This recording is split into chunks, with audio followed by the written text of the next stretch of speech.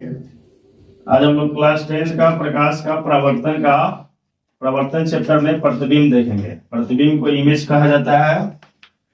प्रतिबिंब किसे कहते हैं? तो किसी बिंदु वस्तु से आ रही प्रकाश की किरणें परावर्तन या अपवर्तन के बाद जिस बिंदु पर मिलती है, किसी बिंदु वस्तु से जो प्रकाश की किरण आएगा परावर्तन या अपवर्तन के बाद और जिस बिंदु पर मिलेगी उस बिंदु को ही क्या कहेंगे? जिस बिंदु पर मिलती है या उस बिंदु पर मिलती हुई प्रतीत होती है तो उसे क्या कहेंगे? प्रतिबिंब कहेंगे। अगर किसी बिंदु वस्तु से जो प्रकाश किरण आएगा और आने के बाद परावर्तन या अपवर्तन के बाद जिस बिंदु पर मिलेगा, अगर पूरा मिल जाएगा या मिलती हुई प्रतीत होगा, अनुमान लगाएंगे तो उस केस में उस बिंदु को ही क्या कहेंगे? प्रतिबिंब कहेंगे। प्रतिबिंब दो प्रकार का होता है, एक वास्तविक प्रतिबिंब यानी कि रियल इमेज और दूसरा काल्पनिक प्रतिबिंब। काल्पनिक प्रतिबिंब को ही आभासी प्रतिबिंब भी कहा जाता है, इसको वर्चुअल इमेज कहते हैं। पहला वास्तविक प्रतिबिंब। वास्तविक प्रतिबिंब किसे कहेंगे? जब किसी बिंदु वस्तु से आ रही प्रकाश की किरणें परावर्तन या अपवर्तन के बाद जिस बिंदु पर मिलती है उस बिंदु को क्या कहेंगे? वास्तविक प्रतिबिंब कहेंगे। इसमें दो चीज है, एक मिलती है और एक मिलती हुई प्रतीत होती है।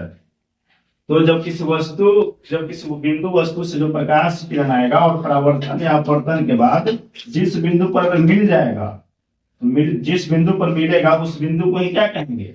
वास्तविक प्रतिबिंब कहेंगे। वास्तविक प्रतिबिंब जो बनता है वास्तविक कटांश से बनता है।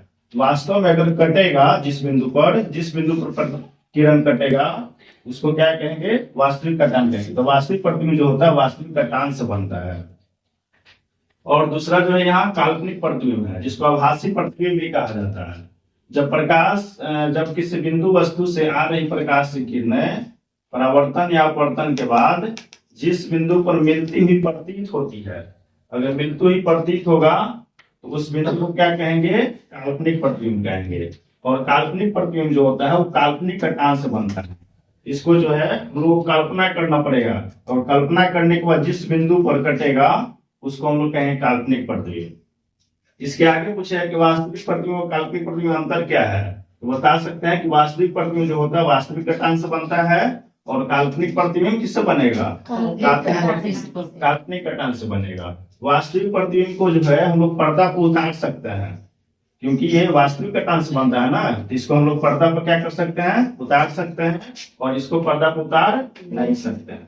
वास्तविक प्रतिबिंब हमेशा उल्टा बनेगा। वास्तविक प्रतिबिंब कैसा बनेगा? उल्टा बनेगा।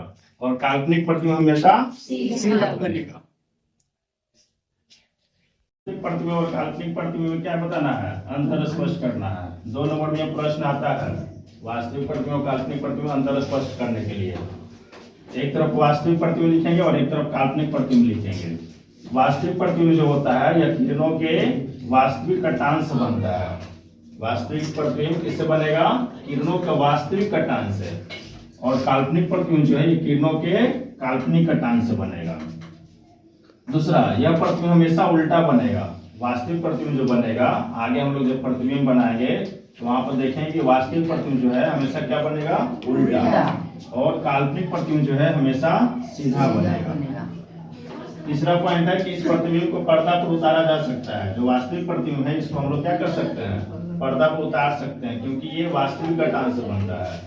और काल्पनिक प्रतिबिंब को पर्दा पर उतारा नहीं जा सकता है, क्योंकि ये काल्पनिक कटांश से बनता है। वास्तविक प्रतिबिंब हमेशा दर्पण के सामने बनेगा।